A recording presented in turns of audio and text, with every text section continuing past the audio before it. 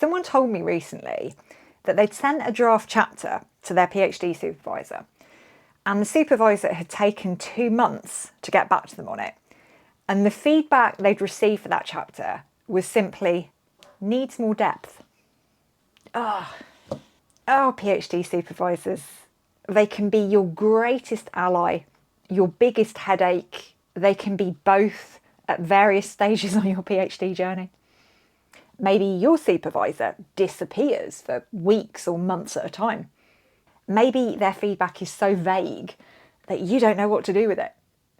Or maybe you've got 2 supervisors, each of whom give you wildly conflicting advice, and you're stuck in the middle thinking, who do I listen to? It can be so frustrating because your supervisor is supposed to guide you through the PhD process. And sometimes it can feel like they're the one putting the blocks in your way. But here's the thing. They are human too. They're juggling teaching, admin, research, university politics, their own life. Some of them, I'm going to get into trouble for saying this, but some of them are just not very good at supervision. They're not. So if your PhD supervisor is inconsistent or unhelpful or unavailable, you don't have to put up with it. There are things that you can do to get more out of that relationship without having to fundamentally change them. Because, spoiler alert, you can't change other people. One thing you can change is the way that you react to them, the way that you respond to them. That is what you're in control of. So today, I want to give you 3 practical strategies to get more out of your supervision, even if your supervisor is a little bit unhelpful. Tip 1 is to ask very specific questions. One of the biggest mistakes that PhD students make with their supervisors is that they send their supervisor a draft chapter and say something along the lines of, I'd be happy to hear your thoughts, or what do you think? That is essentially setting yourself up for vague, unhelpful, or confusing feedback. Because they will give you the feedback that they think they should give you, which isn't always the feedback that you want. It isn't always the feedback that you're going to get the most out of. Some supervisors, when you send them a draft chapter, will go through that chapter with a magnifying glass. They will make 157 track changes on it. They will move things around. They'll put little comments in the margin, and you'll receive this thing back and you'll just be like, oh, because they have flagged up everything from spelling and grammatical errors to how you've structured a particular paragraph or how you've applied or understood a specific theory. And it is just so overwhelming. Or at the other end of the spectrum, they might come back and do something like the supervisor I spoke about at the beginning, who just says, needs more depth. So to help prevent you getting that kind of feedback, that kind of over feedback or under feedback, you need to be laser specific. Think really hard about what it is you want feedback on.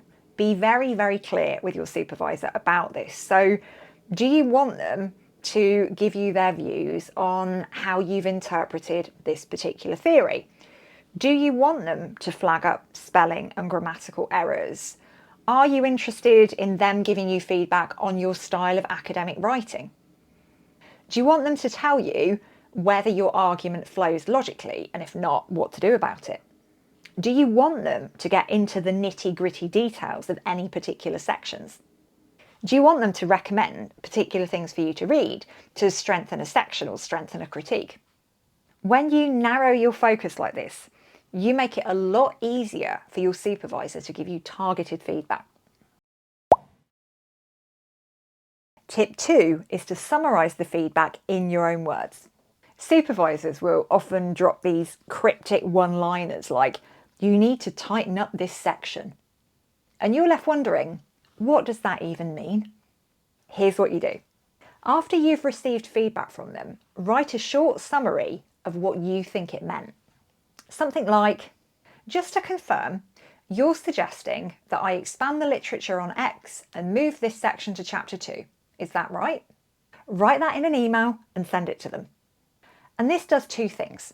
Firstly, it shows that you're taking initiative and you are clarifying their expectations. And secondly, it gives them a chance to correct themselves if they weren't clear on something. No more guessing games. Get in the comments on this one. What is the most frustrating feedback you've ever received from your supervisor?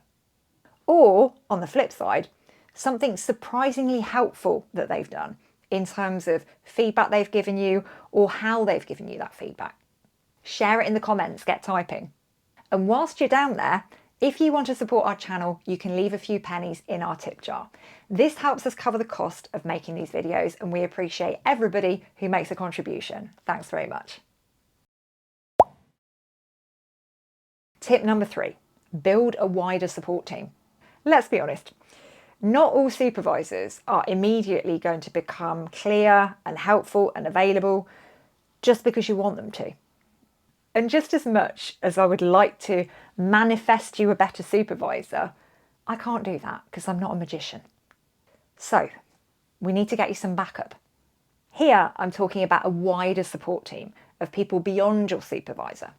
Secondary supervisors or sympathetic postdocs who've been where you are, people who've also been supervised by your supervisor or people who've worked with your supervisor. They will know what your supervisor is like. They will know how to support you without treading on their toes. Also, look for peers in your department, in your faculty. They might be doing different topics, they might have different supervisors, but they know what it's like to navigate the PhD issues that you're navigating in the institutional environment that you're in. They might know helpful administrators or helpful systems that you're not aware of yet. Fellow PhD students outside of your institution can also be really valuable allies, like those in my Degree Doctor membership community. I'll pop some details of that in the description. Communities beyond your institution who meet face-to-face or who meet online, they can be so valuable in supporting you through the PhD journey as well. Because it can be really helpful to know that it's not just you who's stressed about your literature review. It's not just you who's struggling to recruit participants, because sometimes it can be difficult to talk to people in your own institution about those things. Sometimes those conversations feel like quite vulnerable ones, and you want to be able to have that chat with somebody, but not somebody who's in your department, in your university. So looking beyond that, broadening your horizons, looking for people outside of maybe even your subject discipline, they can be so supportive for you. My main point is, don't make your supervisor the only person you rely on to support you through your PhD. Spread the support. So if your supervisor is unhelpful or goes through phases of being unhelpful, it doesn't all fall apart because you've got other people to help you. You've got other places to turn. Issues with supervisors are one of the most common things that I get asked about when PhD researchers get in touch with me. But they're not the only thing that people are struggling with. There are other things as well. So what I've done is put together a free guide of 10 of the most common PhD struggles that people come to me asking for advice on. It covers everything from messy data to procrastination to having confidence in your writing. You can grab that via the link in the description. And appearing on your screen right now is another video that I think you might find helpful if you're having a few supervisor struggles. This one's all about feedback too, and it's about feedback that is particularly critical and particularly So if that sounds familiar, go and check that out. I'll see you in there.